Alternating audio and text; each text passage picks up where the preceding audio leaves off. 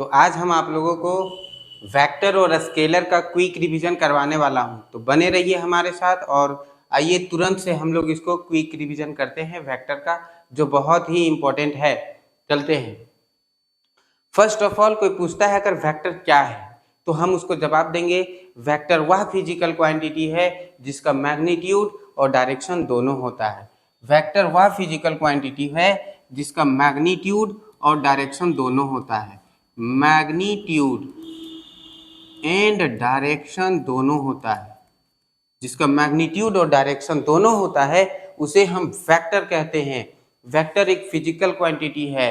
इसका मतलब ये है कि अगर कोई पार्टिकल्स जाता है और खास दूरी तक जाता है और अपना एक फिक्स डायरेक्शन में चलता है तो उसे हम वेक्टर कहते हैं।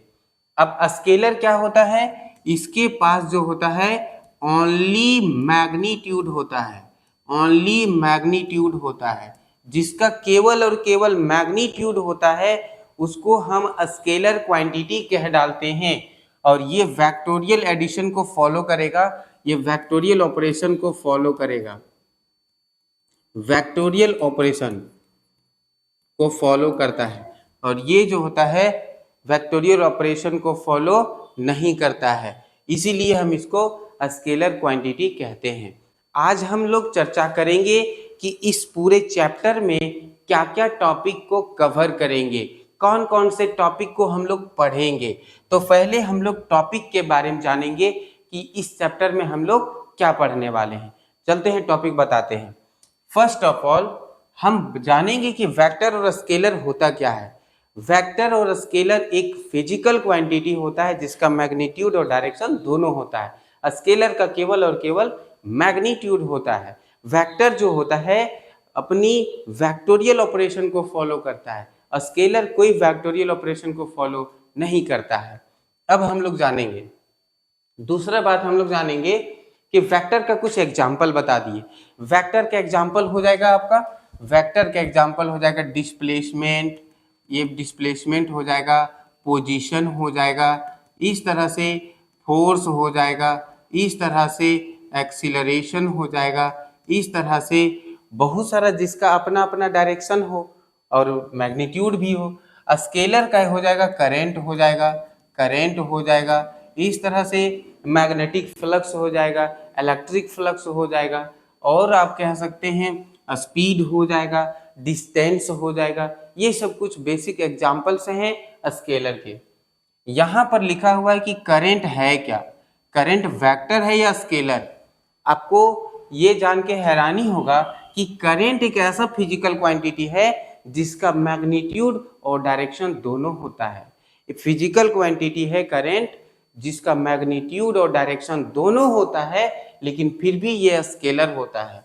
आपको बता दें करंट जो होता है वो स्केलर होता है, करंट स्केलर होता है।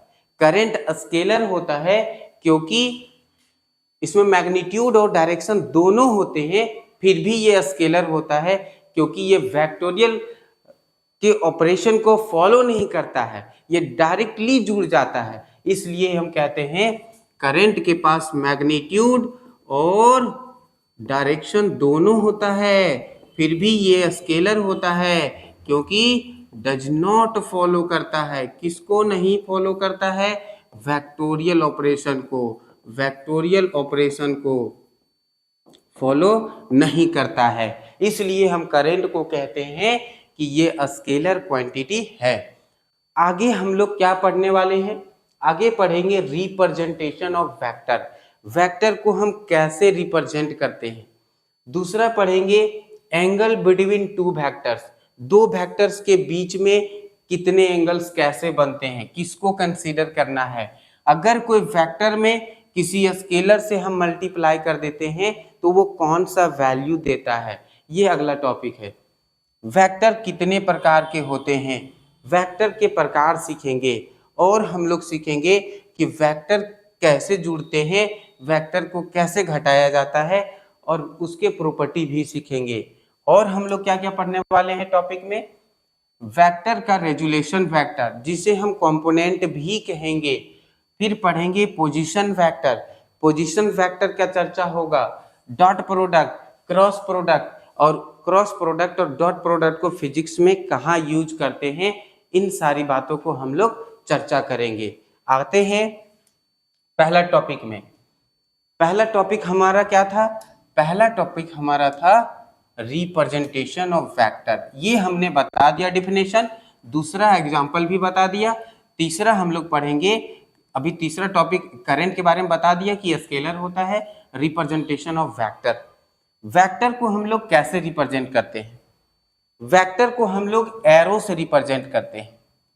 ये रहा वेक्टर, ये रहा वेक्टर, ये रहा टेल, ये रहा हेड, ये रहा बॉडी, और ये हो गया लेंथ। इसे हम कहते हैं लेंथ। मतलब कोई वेक्टर को रिप्रेजेंट करते हैं एरो से। इसका डायरेक्शन टेल टू हेड होगा, इसका डायरेक्शन टेल टू हेड होगा। इसका मतलब हमने क्या बताया कि किसी भी वेक्टर को हम लोग एरो से रिप्रेजेंट कर सकते हैं, तो किसी वेक्टर को हमने एरो से रिप्रेजेंट किया। अब जैसे कोई वेक्टर ए लिखा हुआ है, इसमें अगर कैप ऐसे एरो लिखा हुआ है, तो इसको हम लोग पढ़ेंगे वेक्टर ए, इसको हम लोग पढ़ेंगे वेक्टर ए। और इसी तरह से अगर ए लिखा हुआ है, इसमें कैप लगा हुआ है, तो इसको भी हम लोग पढ़ेंगे वेक्टर ए, बट ये यूनिट वेक्टर को रिप्रेजेंट करता है। आगे मैं बताऊंगा टाइप ऑफ वेक्टर में यूनिट वेक्टर का रिप्रेजेंटेशन है। आगे हम चर्चा करेंगे angle between two vectors. Angle between two vectors ऐसे समझो, एक वेक्टर इधर है, एक वेक्टर इधर है, दो वेक्टर्स है, और दोनों वेक्टर्स का दो एंगल बना, एक स्मॉल एंगल बना और एक लार्ज एंगल बना। आप देख सकते हो ये स्मॉल एंगल जो बना, इसी को कहते हैं स्मॉल एंगल को ही हम, स्मॉल एंगल जो रहेगा, इसी स्मॉल एंगल को हम एंगल बिटवीन वेक्टर कहते हैं, एंगल बिटवीन वेक्टर कहते हैं। दो वेक्टर के बीच के एंगल किसको कहेंगे? स्मॉल एंगल को हम लोग कहेंगे। तो ये हो गया एंगल बिटवीन वेक्टर कंप्लीट। आपको तुरंत से रिवीजन करना है, ये एक क्विक रिवीजन है नोट्स, आपको बढ़िया से देखना है ताकि आपका कुछ छूट ना जाए और सारा कुछ बेहतर से हो जाए। Multiplication of A vector with a scalar. ऐसे समझो ए अगर कोई वेक्टर है, ऐसे कोई ए वेक्टर है, इसको अगर हम 5 से मल्टीप्लाई कर दिए तो ये अपने लेंथ को इंक्रीज कर लेगा, 5 गुना बढ़ा लेगा, तो ये आपका हो जाएगा 5a वेक्टर। तो ये स्केलर से मल्टीप्लाई कर दिया। तो अगर कोई वेक्टर है, उसको अगर हम किसी स्केलर से मल्टीप्लाई कर देते हैं, तो वो अपने लेंथ को बढ़ा सकता है या फिर घटा सकता है, ऐसा कुछ होने वाला है। ऐसे समझो कि a कोई वेक्टर है, और अगर हम इसको -3 से मल्टीप्लाई कर दिए तो ये हमारा हो जाएगा वापस अपनी जो है लेंथ को इंक्रीज करेगा, क्योंकि हमने 3 से मल्टीप्लाई किया, माइनस किया मतलब डायरेक्शन को चेंज करेगा। तो माइनस लगने के बाद डायरेक्शन चेंज होगा, लेंथ इंक्रीज करेगा। अगर इसको हाफ करते हैं तो लेंथ डिक्रीज कर जाएगा। तो ऐसा कुछ हमारा फंक्शन होता है multiplication of vector with scalar. अगर कोई वेक्टर को हम स्केलर से मल्टीप्लाई करते हैं तो वो अपनी लेंथ को बढ़ा सकता है या अपनी लेंथ को घटा सकता है। यही हो गया इसका कोई स्केलर के साथ वेक्टर का मल्टीप्लिकेशन। अब हम लोग पढ़ेंगे टाइप ऑफ वेक्टर। अब हम लोग पढ़ेंगे टाइप ऑफ वेक्टर। वेक्टर कितने प्रकार के होते हैं, हम आपको पढ़ाने वाले हैं टाइप ऑफ वेक्टर। वेक्टर कितने प्रकार के होते हैं, टाइप्स ऑफ वेक्टर। वेक्टर बहुत प्रकार के। पहला पढ़ेंगे null vector. Null vector, null vector किसको कहते हैं? नल वेक्टर क्या होता है? नल वेक्टर का मतलब जिसका मैग्नीट्यूड जीरो, जिसका मैग्नीट्यूड जीरो और डायरेक्शन नहीं रहता हो, इसका मतलब होता है मैग्नीट्यूड जीरो रहता है और डायरेक्शन पता नहीं रहता है, उसे हम नल वेक्टर कहते हैं। दूसरा पढ़ेंगे यूनिट वेक्टर। यूनिट वेक्टर क्या होता है? यूनिट वेक्टर क्या होता है? तो यूनिट मतलब नाम से पता चल रहा है इकाई, इसका मतलब जिसका मैग्नीट्यूड 1 होता है बट डायरेक्शन जो होता है वो फिक्स्ड होता है। डायरेक्शन जो होता है वो फिक्स्ड होता है कि एक डायरेक्शन में हम चलेंगे। तीसरा पढ़ेंगे हम जैसे हम लोग पढ़ेंगे coplanar vector, coplanar vector, coplanar vector, coplanar मतलब दो या दो से अधिक वेक्टर अगर एक ही प्लेन में एग्जिस्ट करता हो, A vector and B vector, two और more vector placed in same plane, then it is known as coplanar vector. दो या दो से अधिक वेक्टर एक ही प्लेन में अगर रहता हो तो ऐसे वेक्टर को हम कोप्लेनर वेक्टर कहते हैं। तीसरा नंबर में हम लोग, चौथा नंबर में हम लोग पढ़ेंगे एक्सियल वेक्टर, एक्सियल वेक्टर या polar vector, polar vector, polar vector जो ट्रांसलेशनल मोशन को फॉलो करता हो, ट्रांसलेशनल मोशन को फॉलो करता हो, जो ट्रांसलेशनल मोशन को फॉलो करता है पोलर वेक्टर हो गया। फिर हम लोग पढ़ेंगे एक्सियल वेक्टर, एक्सियल वेक्टर में हम लोग क्या पढ़ेंगे, अगर कोई दो जो रोटेशनल मोशन को फॉलो करता है, रोटेशनल मोशन को जो फॉलो करता है वैसे वेक्टर को हम लोग कहते हैं एक्सियल वेक्टर। इसी तरह से हम लोग कह सकते हैं को करेंट वेक्टर, को करेंट वेक्टर, को करेंट वेक्टर क्या होता है कि अगर हम एक ही पॉइंट से दो या दो से अधिक वेक्टर को पास करवा देते हैं वैसे वेक्टर को को करेंट वेक्टर कहते हैं। को प्लेनर भी हो गया, को एक्सियल भी हो गया। इस तरह से को मतलब को एक्सियल क्या होता है, एक ही एक्सिस में रहता है। को एक्सियल वेक्टर क्या होता है, दो या दो से अधिक वेक्टर एक ही एक्सिस में रहता है, या फिर हम कहेंगे कि दो या दो से अधिक वेक्टर अगर पैरेलल रहता है तो उसे हम कोएक्सियल वेक्टर कहते हैं। यहाँ पर एक चर्चा करेंगे हम लोग, यहाँ पे हम लोग चर्चा करेंगे यूनिट वेक्टर क्या होता है। तो यूनिट वेक्टर जिसका मैग्नीट्यूड 1 होता है और डायरेक्शन फिक्स होता है उसे हम यूनिट वेक्टर कहते हैं। एक और इसमें पार्ट आता है orthogonal, orthogonal unit vector. Orthogonal unit vector क्या होता है, जैसे कि दो वेक्टर को अगर हम एक्सिस में डिफाइन करते हैं, वेक्टर जैसे एक्स एक्सिस हो गया, वाई एक्सिस हो गया, जेड एक्सिस। एक्स एक्सिस के अलोंग जिसको डिटरमाइन करेंगे वो हो जाएगा आई, वाई एक्सिस के अलोंग जा जाएगा उसे कहेंगे जे, और जेड एक्सिस के अलोंग जाएगा उसे हम के कह देंगे। तो आई जे के रूप में एक्सिस में अगर कोई वेक्टर इलोंग्स करता है, बिलोंग्स करता है, एक्सिस के अलोंग अगर वेक्टर को हम रिप्रेजेंट करेंगे यूनिट वेक्टर को, तो उसे ही हम कहते हैं ऑर्थोगोनल यूनिट वेक्टर या रेक्टेंगुलर यूनिट वेक्टर भी हम कहते हैं।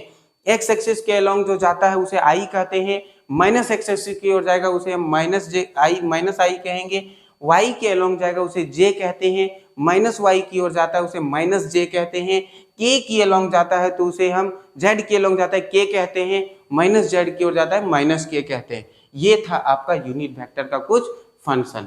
तो टाइप ऑफ हम लोग यूनिट वेक्टर या फिर टाइप ऑफ वेक्टर हम लोग कंप्लीट कर लिए। अब अगला टॉपिक हम लोग पढ़ने वाले हैं कि वेक्टर को ऐड कैसे करते हैं। तो हमने बताया दो वेक्टर को अगर ऐड करेंगे तो एक नया वेक्टर देगा, यही है एडिशन करेंगे वेक्टरों को। इसमें हम पढ़ेंगे दो या दो से अधिक वेक्टर को हटा के एक सिंगल हाइपोथेटिकल वेक्टर बनाएंगे, उसे हम रिजल्टेंट वेक्टर कहते हैं। ऐसे ध्यान से सुनो, एक वेक्टर ए है, एक वेक्टर बी है, दो वेक्टर है, दोनों को अगर हम ऐड कर दिए एक अच्छी पोजीशन के साथ टेल टेल से, तो इन दोनों का एक नया वेक्टर आएगा जिसे हम कहते हैं रिजल्टेंट वेक्टर। इस रिजल्टेंट वेक्टर का अपना मैग्नीट्यूड होगा और अपना डायरेक्शन होगा। अब ये इसका मैग्नीट्यूड कैसे निकलेगा, तो ए स्क्वायर प्लस बी स्क्वायर, दोनों वेक्टर को स्क्वायर कर देंगे और फिर 2ab cos थीटा लगा देंगे और रूट लगा देंगे, तो ये हो गया दो वेक्टर का मैग्नीट्यूड, रिजल्टेंट वेक्टर का मैग्नीट्यूड निकाला जाता है। तो क्या कहेंगे, दो वेक्टर के रिजल्टेंट का मैग्नीट्यूड होता है under root A square plus B square plus 2ab cos theta, इस तरह से निकाला जाता है। अगर डायरेक्शन का बात करेंगे तो इसका मतलब हुआ अगर ये फोर्स ज्यादा है, ए का मैग्नीट्यूड अगर ज्यादा है बी से, तो इसका मतलब हुआ आर अलोंग चला जाएगा। आर का जो होगा किसके अलोंग चला जाएगा, ए की ओर। आर जो है ए की ओर अलोंग चला जाएगा। अगर ए का मैग्नीट्यूड कम है और बी का मैग्नीट्यूड ज्यादा है तो आर भैया बी की ओर चला जाएगा। इसका मतलब हमने क्या बताया कि जिसका अमाउंट ज्यादा है, जिसका मैग्नीट्यूड ज्यादा है, उसकी और अपना डायरेक्शन बना लेगा रिजल्टेंट। तो रिजल्टेंट ऐसे ही हम लोग कैलकुलेट करते हैं। इसका मतलब क्या हुआ, अगर इसका मैग्नीट्यूड ज़्यादा है तो ये अल्फा एंगल जो बना रहा है वो कम हो जाएगा और बीटा एंगल ज़्यादा हो जाएगा। अगर बी का मैग्नीट्यूड ज़्यादा है तो बीटा एंगल कम हो जाएगा और अल्फा एंगल ज़्यादा हो जाएगा। ऐसे ही हम लोग इसका आर का डेस्टिनेशन, आर का रिजल्टेंट, आर का डायरेक्शन फाइंड आउट करते हैं। अब हम लोग चर्चा करेंगे, किसके बारे में चर्चा करेंगे, तो वेक्टर के प्रकार हो गए। अब हम लोग चर्चा करेंगे कि कुछ प्रॉपर्टी जान लेते हैं कि कैसे दो वेक्टर को हम लोग ऐड करते हैं। चलो दो वेक्टर को ऐड करने का प्रॉपर्टी सीखते हैं। केवल सेम वेक्टर आपस में जुड़ सकते हैं। अब फोर्स के साथ जोड़ना है, मान लो एक्सीलरेशन भी वेक्टर है और फोर्स भी वेक्टर है, क्या हम एक्सीलरेशन और वेक्टर को जोड़ सकते हैं? कभी नहीं। अगर हमको जोड़ना है दो वेक्टर को तो दोनों का फिजिकल जो है गुण सेम होना चाहिए। मतलब फोर्स है तो फोर्स के साथ, इस यही चीज लिखा हुआ है कि only same nature vector can be added together. Same nature physical quantity vector आपस में जुड़ते हैं। यहां तक अगर समझ आया है तो आगे भी समझ आ जाएगा। केवल सेम नेचर की वेक्टर आपस में जुड़ते हैं। रिजल्टेंट जो आर आया था दो वेक्टरों का, वो हमेशा उन दोनों वेक्टर के ही प्लेन में होना चाहिए। जो रिजल्टेंट आएगा वो दोनों ए और बी के ही प्लेन में होगा, वो कोप्लेनर होगा। आगे देखेंगे ये कम्यूटेटिव लॉ को फॉलो करता है। कम्यूटेटिव मतलब होता है ए और बी है और बी को पहले लिख दिए ए को बाद में, तो दोनों का वैल्यू सेम होगा, तो ये कम्यूटेटिव लॉ को फॉलो करता है। एसोसिएटिव लॉ मतलब ए और बी को जोड़ लो बाद में सी को जोड़ो, या बी और सी को जोड़ लो ए को जोड़ो तब भी वैल्यू सेम आ जाएगा, तो एसोसिएटिव लॉ कहा जाता है। ये रिजल्टेंट वेक्टर जो होगा ना, ये मिनिमम और ये मैक्सिमम के बीच होगा। इसका मतलब दोनों वेक्टर को जोड़ दो और उसका मैग्नीट्यूड, फिर दोनों वेक्टर को जोड़ दो घटा दो उसका मैग्नीट्यूड, तो रिजल्टेंट उसके बीच में ही रहता है। याद रखना जो रिजल्टेंट होगा ए और बी के बीच में ही होने वाला है। ये हो गया आपका रिजल्टेंट वेक्टर का, ये एडिशन ऑफ वेक्टर का प्रॉपर्टी। अब हम लोग पढ़ेंगे सब्ट्रैक्शन ऑफ वेक्टर। वेक्टर का घटाव कैसे किया जाता है, तो वेक्टर का घटाव जो किया जाता है वही गुण बताएंगे। वेक्टर का घटाव हम लोग क्यों पढ़ते हैं, तो फिजिकल क्वांटिटी के बदलाव को जानने के लिए। जैसे एग्जांपल के लिए चेंज इन वेलोसिटी, तो final velocity minus initial velocity, और velocity is the vector quantity, that means subtraction of two vector. Final minus initial means subtraction of two vector. दो वेक्टर का सब्ट्रैक्शन जो होता है आपका चेंज निकाल देता है, ये चीज याद रखना। जैसे ए और बी को जोड़ेंगे तो रिजल्टेंट निकलेगा। अब ए को अगर हम -1 से मल्टीप्लाई करते हैं तो इसका डिस्टेंस डायरेक्शन चेंज हो जाएगा। अब इसके और इसका रिजल्टेंट निकालोगे तो यही कहलाएगा मेरा a माइनस बी। अब a माइनस बी का एक नया वेक्टर आएगा c, उसका मैग्नीट्यूड और डायरेक्शन अपना होगा। उसका मैग्नीट्यूड और डायरेक्शन अपना होगा तो इसका मैग्नीट्यूड कैसे निकाला जाएगा, उसका मैग्नीट्यूड निकाला जाएगा, वही फॉर्मूला यूज करेंगे रिजल्टेंट निकालने का। हमने क्या बताया, हमने बताया कि ए और बी का रिजल्टेंट ये है, बी को -1 से मल्टीप्लाई करेंगे तो -b हो जाएगा। अब इन दोनों का रिजल्टेंट निकाल देंगे तो ये -b कहलाएगा। अब ये -b करने पर जो नया वेक्टर होगा उसका अपना मैग्नीट्यूड अपना डायरेक्शन होगा। मैग्नीट्यूड ऐसे निकाला जाता है, डायरेक्शन भी वैसे ही निकाला जाएगा। अगर ए का अमाउंट ज्यादा है तो जो रिजल्टेंट आया है इधर की ओर झुक जाएगा, और अगर बी का मैग्नीट्यूड ज्यादा है तो ये रिजल्टेंट इधर की ओर झुक जाएगा। ऐसा था इसका डायरेक्शन। तो इस तरह से सब्ट्रैक्शन ऑफ वेक्टर भी हम लोग कंप्लीट। इसके प्रॉपर्टी जो है इसमें भी वही है, same nature vector can be subtracted together. अब दो वेक्टर को सब्ट्रैक्ट करोगे तो नेचर सेम होना चाहिए ना। वेलोसिटी के साथ सब्ट्रैक्ट होगा, एक्सीलरेशन के साथ, फोर्स के साथ जोड़ घटाव होगा। इसका मतलब same nature of vector quantity can be subtracted and added together. C जो होगा वो भी सेम ही प्लेन में होगा। कहने का मतलब जोड़ो चाहे घटाओ एक ही प्लेन में आने वाला है जो वेक्टर नया आएगा।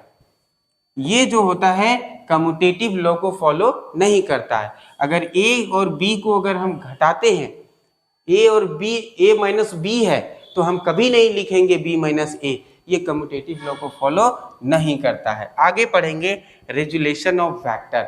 रेजुलेशन ऑफ वेक्टर मतलब क्या होता है? अगला टॉपिक है हमारा resolution of vector. Resolution of vector मतलब होता है कंपोनेंट ऑफ वेक्टर।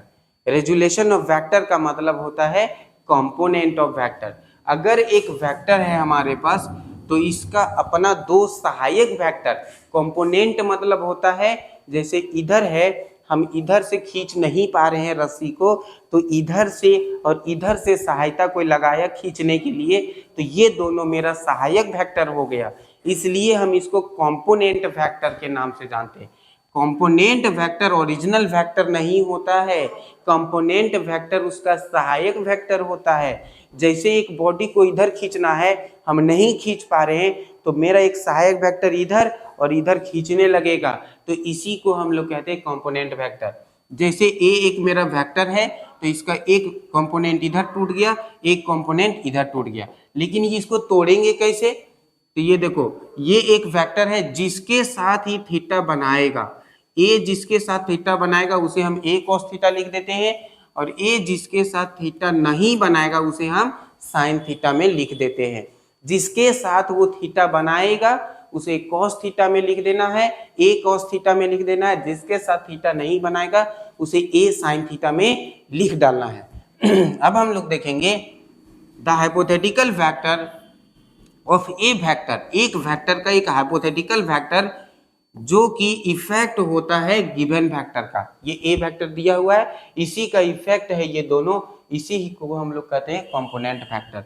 जैसे एक वेक्टर ये है, ये अगर एक्स एक्सिस की ओर तोड़ते हैं और एक तोड़ते हैं वाई एक्सिस की ओर, ए का एक्स एक्सिस की ओर जाएगा तो उसे एक्स बोल देंगे, ए का वाई एक्सिस की ओर जाएगा तो उसे ए वाई बोल देंगे। इसका मतलब हुआ कि ए निकालने के लिए ए एक्स को जोड़ दो और ए वाई को जोड़ दो। हमने अभी बताया ऑर्थोगोनल वेक्टर में कि एक्स की ओर जो जाता है उसे आई कहते हैं, वाई की ओर जाता है उसे जे कहते हैं। तो एक्स के साथ आई लगा दिए और ए वाई के साथ जे लगा दिए। इस तरह से हमारा एक वेक्टर का ये सब कंपोनेंट हो गया, ये सब कंपोनेंट हो गया।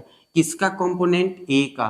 किसका कंपोनेंट? ए का। ये एक्स के अलोंग हो गया, ये वाई के अलोंग हो गया, ये दोनों कंपोनेंट टूटा। किसका कंपोनेंट टूटा? ए का कंपोनेंट टूटा, ए का कंपोनेंट टूटा। कंपोनेंट ऑफ वेक्टर क्लियर हो गया। अब हम लोग चर्चा करेंगे, अब हम लोग देखेंगे कि एक वेक्टर जो होता है कैसे बनता है, फॉर्मेशन ऑफ वेक्टर अपने ही कंपोनेंट का कैसे बनता है। जैसे मान लेते हैं ए मेरा वेक्टर है, तो इधर जाएगा वो हो जाएगा ए एक्स, इधर जाएगा वो हो जाएगा ए वाई, इधर जाएगा वो हो जाएगा ए जेड। तो ए एक्स, ए वाई और ए जेड, ए एक्स किधर गया? एक्स एक्सिस की ओर, तो इसके आई के साथ जोड़ देंगे। ए वाई किधर गया? जे वाई एक्सिस की ओर, जे के साथ जोड़ देंगे। ए जेड किधर गया? जेड एक्सिस की ओर, तो के के साथ जोड़ देंगे। तो ए एक्स प्लस ए वाई प्लस ए जेड, ये ए एक्स क्या है? ए का कंपोनेंट है। ए वाई क्या है? ए का कंपोनेंट है। ए जेड क्या है? ए का कंपोनेंट है। ये किधर जाएगा? एक्स एक्सिस के अलोंग। ये किधर जाएगा? वाई एक्सिस के अलोंग। ये किधर जाएगा? जेड एक्सिस के अलोंग। इसका मतलब क्या हुआ कि ये ए एक्स, ए वाई, ए जेड ये सब कंपोनेंट है किसका?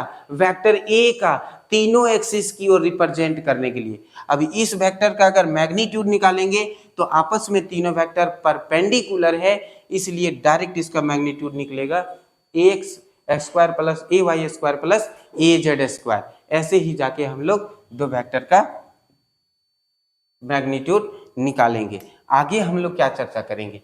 आगे चर्चा करेंगे पोजीशन वेक्टर का। पोजीशन वेक्टर जो होता है किसी भी वेक्टर का किसी भी पार्टिकल के लोकेशन को फाइंड आउट करता है। पोजीशन वेक्टर जो होता है किसी भी वेक्टर का, पोजीशन वेक्टर जो होता है किसी भी वेक्टर के लोकेशन को फाइंड आउट करता है। तो कैसे फाइंड आउट करेगा? जैसे मान लेते हैं कोई वेक्टर यहाँ, कोई बॉडी यहाँ है पार्टिकल, और ये यहाँ से हमको उसको देख रहे हैं, ये हुआ ऑब्जर्वर, ये हुआ ऑब्जर्वर और ये हुआ पार्टिकल। तो इस पार्टिकल के लोकेशन को फाइंड करने के लिए हमें क्या करना होगा?